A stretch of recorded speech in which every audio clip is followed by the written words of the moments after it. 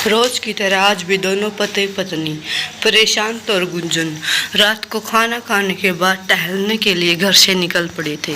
प्रशांत एक बहुराष्ट्रीय कंपनी में इंजीनियर के पद पर कार्यरत है और गुंजन एक ट्रैवल एंड टूर कंपनी में काम करती है। दोनों अच्छा खासा वेतन पाते हैं। सुख सुविधा के हर साधन सामान के घर से भरा पड़ा है। दफ्तर दोनों ही अपनी अपनी कार से आते जाते हैं। शरीर का थोड़ा बहुत व्यायाम हो जाए और पति पत्नी को परस्पर एक दूसरे से बातचीत करने का अवसर मिल जाए, इस उद्देश्य से दोनों रोज ही घर से लंबी सैर के लिए निकलते हैं। प्रशांत को पान खाने का भी शौक था। शहर की चर्चित पान की दुकान आपस में बातचीत करते कब करीब आ जाती उन्हें पता ही नहीं चलता था। पति के साथ गुंजन भी गुलगंध वाला मीठा पान खाने की आदी हो गई थी। दोनों के विवाह के 3.5 साल हो चुके थे। प्रशांत के माता पिता घर से नन्हे बच्चे की किलकारियां सुनने को बेचैन हैं, किंतु वे दोनों अपने ही कैरियर में व्यस्त ऊंचाइयों को छूने की महत्वाकांक्षा में पाले हुए हैं। प्रशांत पिछले कुछ अरसे गुजर को अपनी नौकरी बदलने के लिए जब तक कह देते हैं, अब हमें अपने परिवार की योजना बनानी चाहिए। तुम यह भागदौड़ वाली नौकरी छोड़ दो, इसमें काफ़ी समय खर्च करना पड़ता है। कहीं किसी अच्छे स्कूल में पढ़ाने की नौकरी का प्रयास करो। यूँ तो टीचिंग लाइन में माहौल भी अच्छा है, समय मिलता है और छुट्टियाँ भी काफ़ी मिल जाती हैं। प्रशांत की सलाह का आशय गुंजन भली भांति जानती है। यह भी अच्छी नौकरी और फिर भी मेरी रुचि का काम भी है। दूसरी नौकरी क्या आसानी से मिल जाएगी? लगी लगान बढ़िया नौकरी छोड़कर दूसरी नौकरी की तलाश के लिए भागदौड़ करना क्या सही होगा? गुंजन के सवाल पर पुनः प्रशांत अपनी जाहिर करते हुए कहा, लेकिन गुंजन सारा दिन पुरुष ग्राहकों के साथ डील करना। प्रशांत के मन की बात भाव कर गुंजन की बीच में बात काटते हुए बोली, अच्छा ठीक है, इस बारे में सोचूंगी। इंसान की प्रकृति के विचित्र होती है। जीवन साथी के रूप में उसे एक पढ़ी लिखी अनुरागी पत्नी की कामना होती है और साथ ही वह नौकरी पेशा अच्छा वेतन पाने वाली पत्नी की भी उम्मीद करता है और वह यह भी चाहता है कि उसकी पत्नी घर परिवार का भी पूरा ख्याल रखे, घर के हर सदस्य की जरूरत पर तुरंत हाजिर हो। किंतु इंसान के भीतर की परंपरावादी सोच औरत को अपने कार्य क्षेत्र में पुरुष सहमतियों के साथ कंधे के कंधा मिलाकर काम करने को भी सहजता से पचा नहीं पाती। प्रशांत की ढेल पुरुषवादी मानसिकता गुंजन के व्यस्त संबंधों से लेकर जब तक सोचते हो जाती हैं। जब कभी गुंजन कार्य की अधिकता के चलते घर से देर वापस आती है तो प्रशांत के दिल में दिमाग में संदेश का कीड़ा कुलबुलाने लगता है। गुंजन के समक्ष उसकी वाणी को मौन रहते, किंतु आंखों और चेहरे के अप्रिय भाव कई सवाल पूछते प्रतीत होते हैं। गुंजन के नाम कोई भी पत्र आता तो प्रशांत पहले पढ़ता, उसके फ़ोन कॉल के बारे में जानने का उत्सुक रहता। ऑफिस के मामले में गुंजन से कैफियत मांगता रहता। ऐसे मौके पर गुंजन तिलमिला कर रह जाती। वह सोचती थी कि आज के दौर में व्यक्ति को खुले दिमाग का अवश्य होना चाहिए, पर वह प्रशांत के हर प्रश्न का ठीक उत्तर देकर उनकी जिज्ञासा शांत कर देती है और अपनी मधुर खिलखिलाहट के वातावरण को हल्फुलाकत बना देती है। प्रशांत, तुम इतने पॉजिटिव हो, शक्की हो। उसके गुलगुलाने बालों में प्यार से उंगलियों फिरते वह कह उठती थी, डियर, सभी मर्द ऐसे ही होते हैं। प्रशांत उसे बाहों के बीच कह पर तब गुंजन का तन मन खिल जाता। दोनों टहलने बातें करते जा रहे थे, तभी प्रशांत का मोबाइल बज उठा। वह फ़ोन पर बात करता जा रहा था। पति के पीछे पीछे चलती गुंजन पति के साथ कदम मिलाकर चल रही थी, क्योंकि जल्दबाजी में आज वह पुरानी चप्पल पहन आई थी। दौड़ पर पति के साथ कदम मिलाने का प्रयास में ठोकर खाकर गिरने लगी। उसकी चप्पल टूट गई थी। प्रशांत अभी भी कान पर फोन लगाए अपनी धनु के आगे निकल चुका था। गुंजन के पति को पुकारा चाहा, किंतु पलक झपकते ही उसकी आंखों के सामने काला अंधेरा छा गया था। गुंजन के चेहरे को किसी ने कपड़े से ढककर ढांप दिया और जबरदस्ती खींचकर कार में बिठा दिया था। गुंजन के हाथ पैर मारने का बहुत प्रयास किया, किंतु सब व्यस्त था। उसके हाथ पैरों को भी बांध दिया था। लाचार और भयभीत गुंजन का दम घुटने लगा था। बेबस छटपटाहट से वह कुछ भी देर सुध बुध हो गई थी। उधर प्रशांत सदबद खड़ा गुंजन को यहाँ वहाँ देख रहा था। परेशान होकर दौड़ता हुआ घर वापस आया। वहाँ भी गुंजन को न पाकर उसके हाथ के तोते उड़ गए थे। वह अजनबी आशंका से भयभीत हो उसी रास्ते से दौड़ कर आया और राह चलते लोगों आपस की दुकानों पर पूछताछ करने लगा, किंतु कोई भी लाभ न हुआ। घर वापस आकर परिचित और रिश्तेदारों मित्रों को वह फोन पूछताछ करने लगा। उसे निराशा ही हाथ लगी। सारी रात आंखों में घुट गई।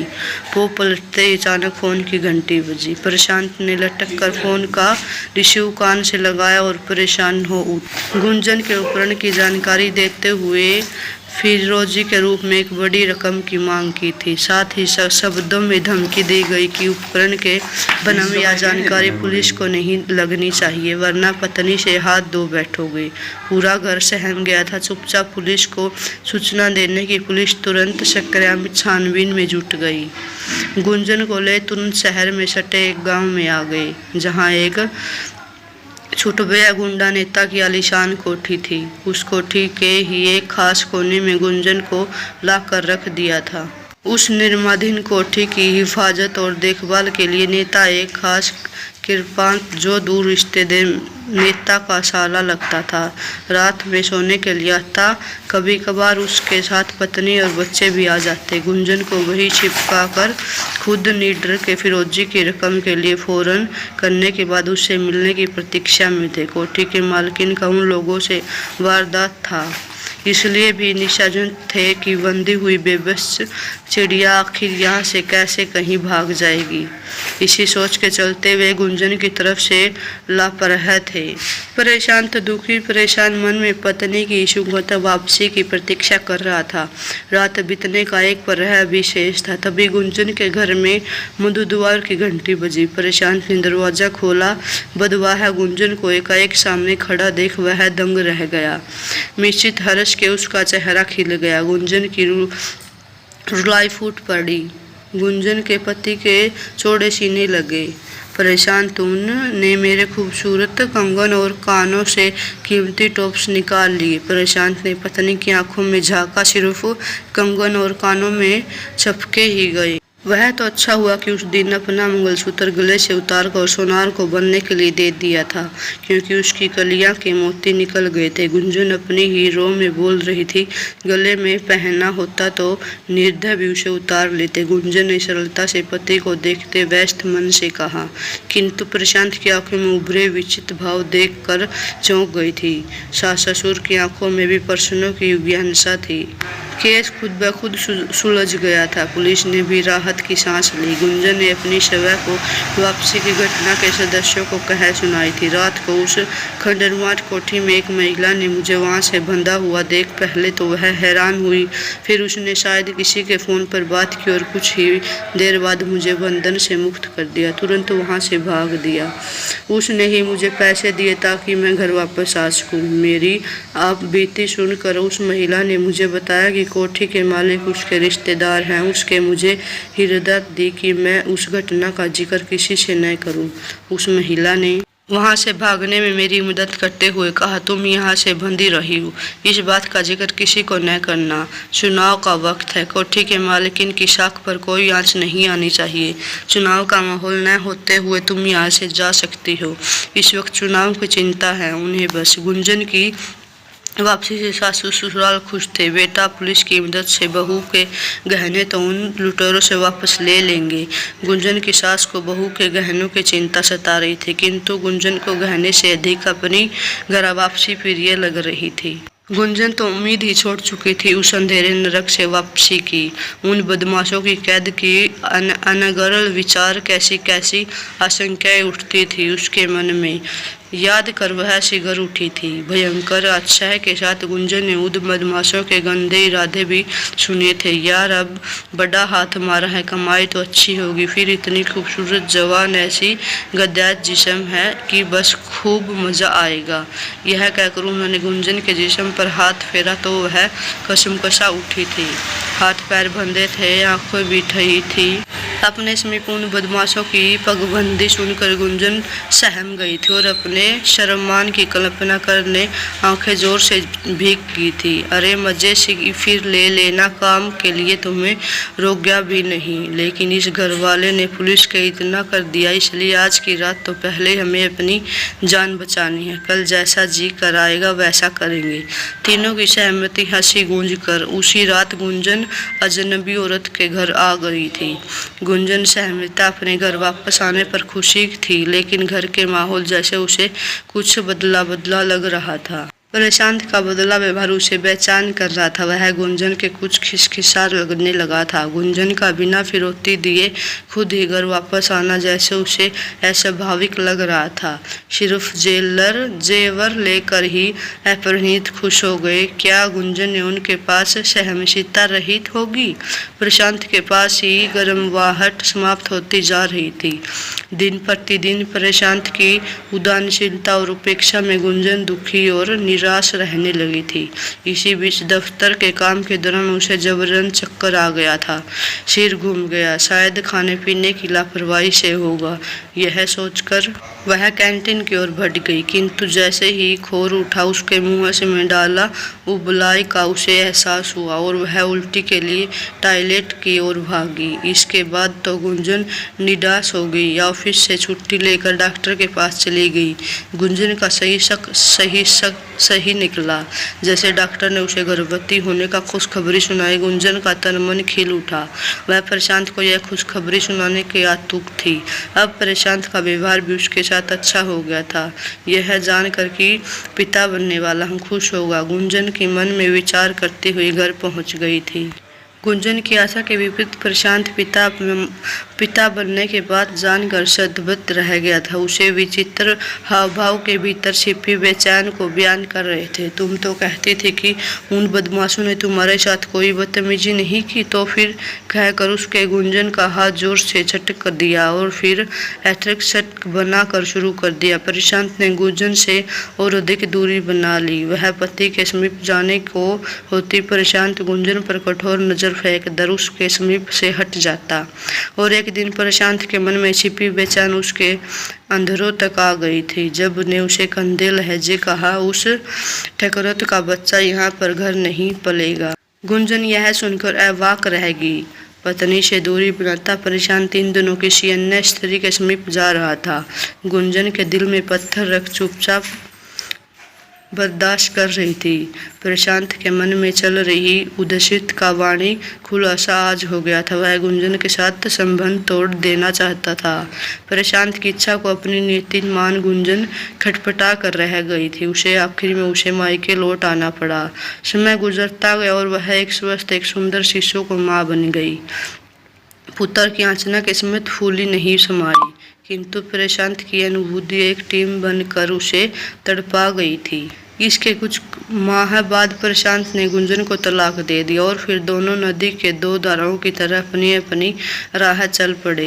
गुंजन को प्रशांत की यादें सताती और वह उसके साथ तड़प उठती। कभी मन में प्रतिहीनता ज्वाला भड़क उठती। समय सरकता जा रहा था। गुंजन अपनी नौकरी और पुत्र की परवरिश व्यस्त थी। नौकरी को उसे लगने का काम प्रति निष्ठा से उसे तरक्की मिलती जा रही थी। पुत्र अभिराम अभी दिन बर दिन बड़ा हो रहा था। उस पर निराश और चेहरा खूबखू अपने पति प्रशांत पर जा रहे थे। बेटे का चेहरा देख गुंजन के मन में उम्मीद का दिया जल उठता था। काश प्रशांत एक बार अपने बेटे को देख लेता, उसका संदेश भल में दूर हो जाता। किंतु प्रशांत के संपर्क टूटे रस्सा बीत चुका था। मेवाड़ी अमीराद स्कूल कॉलेज में विदा के परीक्षा प्राप्त श्रेणी के पास इंजीनियर के अंतिम वर्ष में आ गया था। उच्च श्रेणी के इंजीनियर कॉलेज में पढ़ाई करता अभिराम सकलांत का था। उसके कॉलेज में छात्राओं की प्लेसमेंट के लिए विभिन्न बहुराष्ट्रीय कंपनियां आने वाली थी।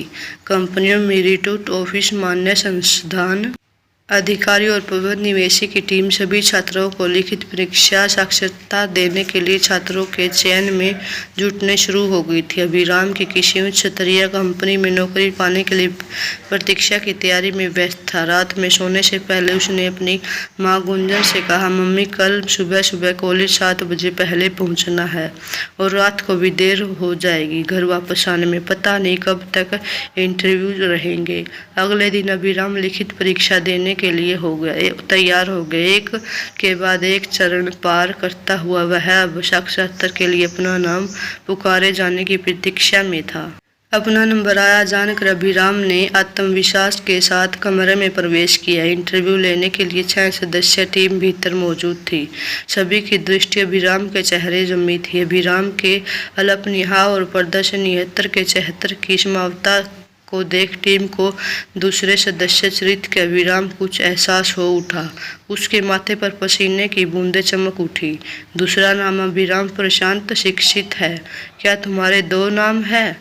HR अधिकारी उसके बायोडाटा को देख बोला, सर मेरा नाम अभिराम और पिता का नाम प्रशांत दीक्षित है।